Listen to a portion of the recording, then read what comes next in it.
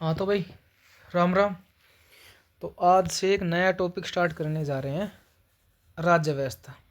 राज व्यवस्था। राज व्यवस्था क्या मतलब है? राज मतलब राज करना, राज करना। व्यवस्था मतलब प्रक्रिया, या ठीक है, मतलब राज करने की प्रक्रिया, उसको हम राज व्यवस्था बोलते हैं। ठीक है, इंग्लिश में पॉलिटी बोल देते हैं। ठीक है, तो देखो, पॉलिटी पढ़ने से पहले हमें अपना इतिहास पता होना चाहिए। मनुष्य की उत्पत्ति कैसे हुई? तो मनुष्य सबसे पहले क्या था? आदि मानव। क्या खाता था? कच्चा मांस खाता था। ठीक है, भी किसने बताया है भाई मनुष्य की उत्पत्ति कैसे हुई? किसने बताई है? ये ओजर ने बताई। ठीक है, देखो, सबसे पहले क्या आविष्कार हुआ? सबसे पहले आम, पहिए, धातु। आम क्या होता था? आम होता था, आम सॉरी, ये गलत लिखा हुआ, आग है भाई, आग। आग, पहिए और धातु। आग, आग किस लिए यूज हुआ? आग मांस को पकाना था। पहले इंसान कच्चा मांस खाता था जब आदि मानव था। अब वो उसके पास जब आग आया तो वो मांस को पका के खाने लग गया। ठीक है, पहिए का आविष्कार हुआ। पहिए के आविष्कार से जीवन सरल हो गया, एक जगह से दूसरे जगह पर जाना बहुत ही आसान हो गया। ठीक है, कुछ भारी भरकम सामान ले जाना है, पहले पीठ पर लाद कर ले जाते थे, अब पहिए हो गए, गाड़ी घोड़ा बना सकते हैं हम उनको।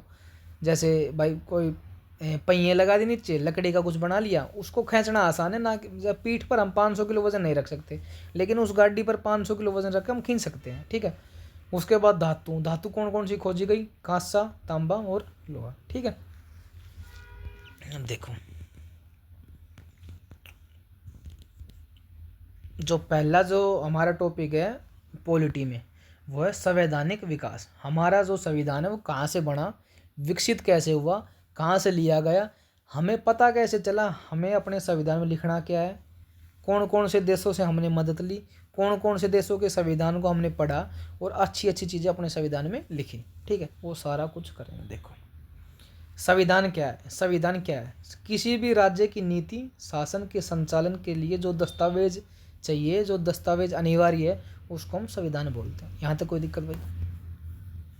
ठीक है, विश्व का सबसे पुराना जो लिखित संविधान है ना, वो अमेरिका का है। ठीक है, एक बहुत बार क्वेश्चन आता है कि संविधान को राज्य की आत्मा किसे कहा है? तो के एम मुंशी ने कहा है। विश्व का सबसे पुराना लिखित संविधान किसका? अमेरिका का।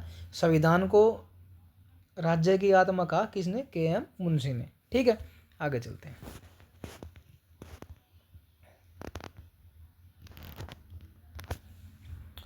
अब देखो, संवैधानिक विकास। संवैधानिक विकास मतलब अपने संविधान, जो हमारा जो संविधान बना है उसका विकास कैसे हुआ, वो बना कैसे, उसकी क्या हिस्ट्री है, कहाँ से आया, किसको बेस लिया गया।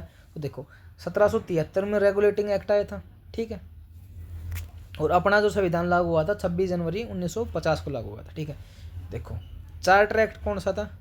चार्टर एक्ट वो होता था जो ईस्ट इंडिया कंपनी, ठीक है, ईस्ट इंडिया कंपनी थी, BEIC, British east India company. ठीक है, भारत में लागू किए गए जो कानून थे ना, वे चार्टर एक्ट थे। ठीक है, एक आया था 1935 में भारत सरकार अधिनियम। ठीक है, जिसको गवर्नमेंट ऑफ इंडिया एक्ट बोलते थे। ठीक है,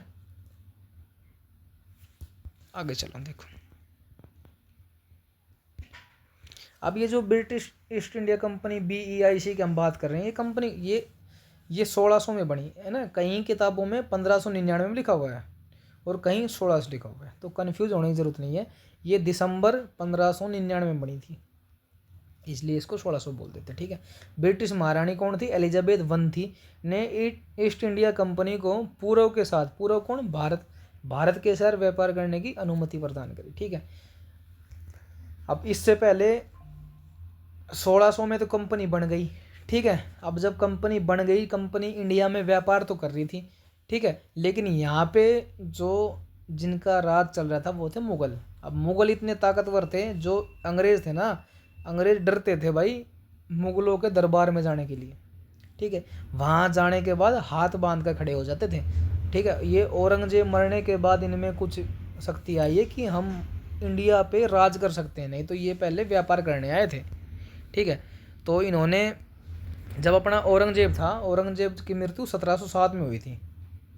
1707 में, जब 1707 में औरंगजेब की मृत्यु हुई ना, उसके बाद ये अंग्रेज इन्होंने कुछ सोचा कि अब हम ये जो मुगल हैं ये कमज़ोर हो गए।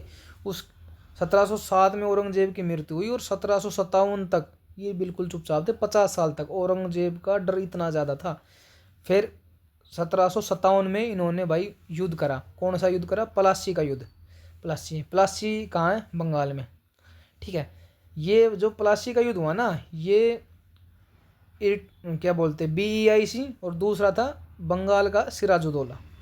इन दोनों के बीच हुआ। कब हुआ? 23 जून 1757 को। ठीक है, ये है ना, ये हम इतिहास की बात है, ये क्यों बता रहे? क्योंकि ये अपना पॉलिटी का बेस है, यहीं से धीरे धीरे पॉलिटी बननी स्टार्ट हुई है, तो ये सीखना जरूरी है। अब सीधा ये करा दे पहले आर्टिकल में ये है, दूसरा ये, तीसरा ये, वो तो किताब से पढ़ लो, फिर यहाँ यूट्यूब पे आने की क्या जरूरत है ना।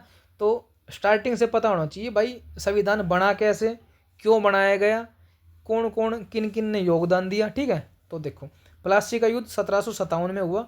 ठीक है, बंगाल का सिराजुद्दौला और इंग्लैंड से क्लाइव, ये दोनों लीड रोल में थे। ठीक है, यहाँ पर जो जीत हुई थी ना, वो BEIC हुई थी। ठीक है, आगे चले। दूसरा हुआ 1764 में बक्सर। बक्सर कहाँ है? बिहार में। बक्सर का युद्ध हुआ। इसमें BEIC की तरफ से थे हेक्टर मुनरो, वहाँ रॉबर्ट क्लाइव थे। ठीक है,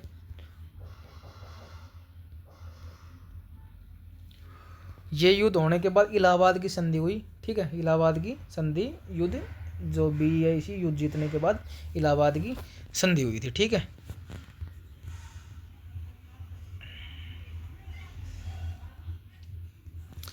अब देखो 1773 में रेगुलेटिंग एक्ट आया था। इसमें क्या हुआ था कि बंगाल के जो गवर्नर था ना, उसको नया नाम दे दिया गया था गवर्नर जनरल का। ठीक है, बंगाल के गवर्नर जनरल पहला कौन सा था? बंगाल का पहला गवर्नर था क्लाइव। ठीक है, और बंगाल का पहला गवर्नर जनरल कौन था? Warren Hasting. ठीक है, 1774 में कलकत्ता में सुप्रीम कोर्ट की स्थापना किसने करी थी? अंग्रेजों ने करी थी भाई। ठीक है, जो पहला CJI था ना, ये था इलीजा इम्प्रे। ठीक है, ये याद रखना। 1774 में सबसे पहले जो सुप्रीम कोर्ट आया था, जो अपना दिल्ली में है, वो कलकत्ता में था पहला। इसमें एक तो CJI था, CJI और मतलब मुख्य न्यायाधीश, और 3 अन्य न्यायाधीश हो करते, टोटल थे 4। ठीक है, अभी कितने हैं? 1+33। ठीक है, बम्बई मद्रास के गवर्नर को बंगाल के गवर्नर जनरल के अधीन कर दिया था। जो बंगाल का गवर्नर जनरल बनाया था ना, बम्बई मद्रास के जो गवर्नर को था ना, उन्हीं को अधीन कर दिया कि आपको इसको रिपोर्ट करना है। ठीक है, आगे देखो, ये जो रेगुलेटिंग एक्ट आया था ना, उसमें जो चेंज हुए थे ना, वो बता रहे हैं हम। बंगाल के गवर्नर जनरल की कार्यकारिणी में 4 सदस्य और शामिल कर दिए। ठीक है, ब्रिटिश PM उस टाइम पर कौन था? लॉर्ड नाथ। ठीक है, इसके बाद आया भाई पिट्स इंडिया एक्ट, यह आया 1784 में। ठीक है, उस टाइम पर जो क्या बोलते हैं ब्रिटिश का PM था ना, वो था विलियम पिट। अपने ही नाम पर एक एक्ट ले गया था, पिट्स इंडिया एक्ट 1784 में। इस अधिनियम में क्या था कि भाई, इस अधिनियम में था कि जो BEIC जो कंपनी है ना, जो अंग्रेज जो कंपनी हमारे यहाँ पर ट्रेड कर रही थी, उसको 2 भागों में डिवाइड कर दिया। कैसे? इसको 2 भागों में ऐसे डिवाइड कर दिया कि एक तो करेगी ट्रेडिंग, दूसरी इंडिया में राजनीतिक कार्य को संभालेगी। ठीक है, जो व्यापार करेंगे उनको बोलेंगे बोर्ड ऑफ डायरेक्टर्स, और जो राजनीतिक काम करेंगे उनको बोलेंगे बोर्ड ऑफ कंट्रोल। ठीक है, जो व्यापार वाले थे बोर्ड ऑफ डायरेक्टर, इनका जो नियंत्रण था ना, वो BEIC के पास था। ठीक है, और जो यहाँ पर जो राज करेंगे ना, जो बोर्ड ऑफ कंट्रोल थे, उनका जो नियंत्रण था वो क्राउन मतलब ब्रिटेन की महारानी के पास था। ठीक है, ये ऐसा ही चलता रहा 1857 तक। 1857 में जब क्रांति हुई ना, तो फिर 1858 में एक एक्ट आया जिसमें ब्रिटिश ईस्ट इंडिया जो कंपनी थी ना, उसका शासन कंप्लीट ही समाप्त हो गया। उसके बाद जो अपना इंडिया था ना, वो ब्रिटिश क्राउन के हाथ में चला गया, रानी विक्टोरिया। ठीक है, अब देखो 1813 में आया चार्टर्ड एक्ट। ठीक है, इस एक्ट में भारत में BEIC का एक अधिकार समाप्त हो गया, लेकिन चीन के साथ व्यापार और भारत के साथ चाय के व्यापार में कंपनी का एक अधिकार था। ठीक है, भारत के साथ कौन सा? चाय का व्यापार था, उस पर कंप्लीट हक था, कंप्लीट मोनोपोली BEIC की थी। बाकी जितने व्यापार थे उन पर हक, एक अधिकार खत्म हो गया और ब्रिटिश क्राउन आ गई। ठीक है, पहली बार शिक्षा के लिए 1 लाख रुपए आवंटित किए गए बजट में। ये भारत में इसकी भारत में जो एजुकेशन है ना, उसकी बात हो रही है। फिर आया चार्टर्ड एक्ट 1833 में। इसमें क्या हुआ, इसमें पहले इंडिया में जो BEIC जो कंपनी थी, ईस्ट इंडिया कंपनी, वो अकेली मोनोपोली से राज कर रही थी। ठीक है, 1813 में जो चार्ट आया था उसकी सारी मोनोपोली खींच ली, बस एक उनको चाय की छोड़ दी कि तुम चाय के व्यापार में मोनोपोली कर सकते हो। ठीक है, 1833 का जो एक्ट आया ना, इसमें कंप्लीट ही उनके पास पूर्णतः समाप्त कर दिया मोनोपोली। ठीक है, बंगाल का गवर्नर जनरल, ठीक है, जो बंगाल का गवर्नर जनरल था ना, वो भारत का गवर्नर जनरल बना दिया। ठीक है, भारत के पहले गवर्नर जनरल कौन बने, विलियम बेंटिंग। ठीक है, दास प्रथा, भारत में दास प्रथा बहुत थी उस टाइम पे। ठीक है, दास प्रथा के लिए भी भाई अधिनियम आया था, अंत 1833 में हुआ। ठीक है, एक आया विधि आयोग। विधि आयोग क्या करता, कानून बनाने के लिए। कौन लेकर आया था, मैकाले, लॉर्ड मैकाले।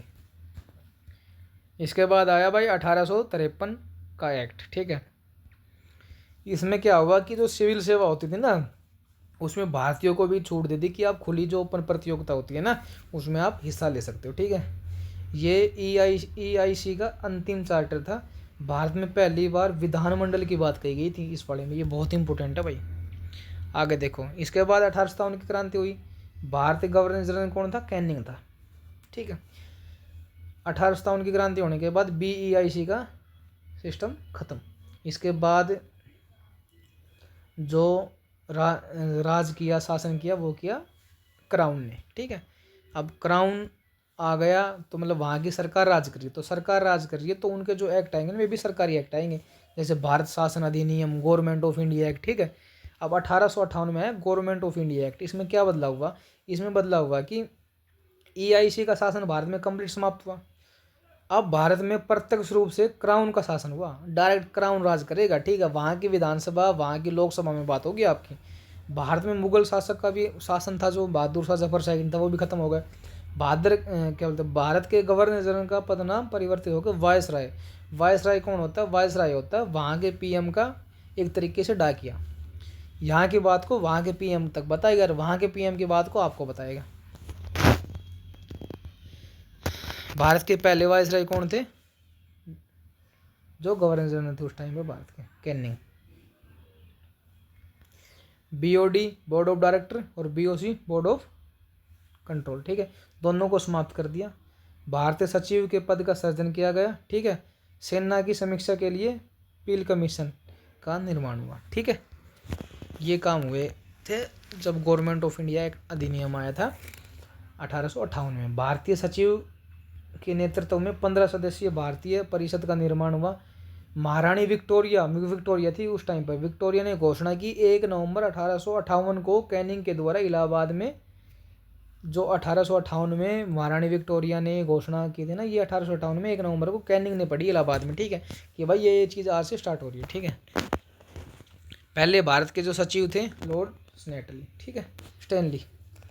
इसके बाद 1861 भारत सरकार अधिनियम। अब देखो, भारत शासन अधिनियम, सरकार अधिनियम, गवर्नमेंट ऑफ इंडिया एक्ट, ऐसे आ रहे हैं ना, और पहले चार्टर्ड एक्ट ऐसे आते हैं ना।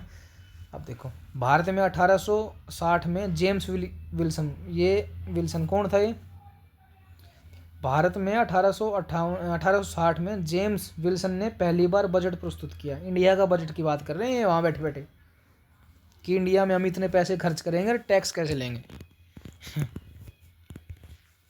भारत में विभागीय प्रणाली की पोर्टफोलियो सिस्टम। ठीक है, जैसे वर्तमान मंत्री परिषद बोलते हैं, मंत्री बनते हैं। ठीक है, अध्यादेश जारी करने की शक्ति आई। कलकत्ता, मद्रास, मुंबई में हाई कोर्ट की स्थापना हुई। सबसे पहला सुप्रीम कोर्ट कहाँ बना था, कलकत्ता में। अब हाई कोर्ट बना रहे हैं। ठीक है, वर्तमान में कितने हाई कोर्ट है, वर्तमान में 25 हाई कोर्ट है। भारत का पहला हाई कोर्ट कहाँ था, कलकत्ता में। आगे चलते देखो, इसके बाद जो गवर्नमेंट ऑफ इंडिया एक्ट आया 1892 में, भारत में अप्रत्यक्ष निर्वाचन प्रणाली की शुरुआत हुई।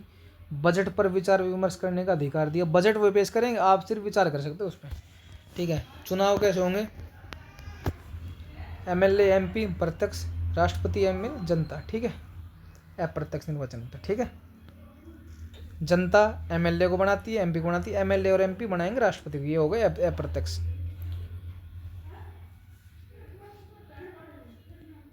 ठीक है भाई, आज इतना ही करते हैं।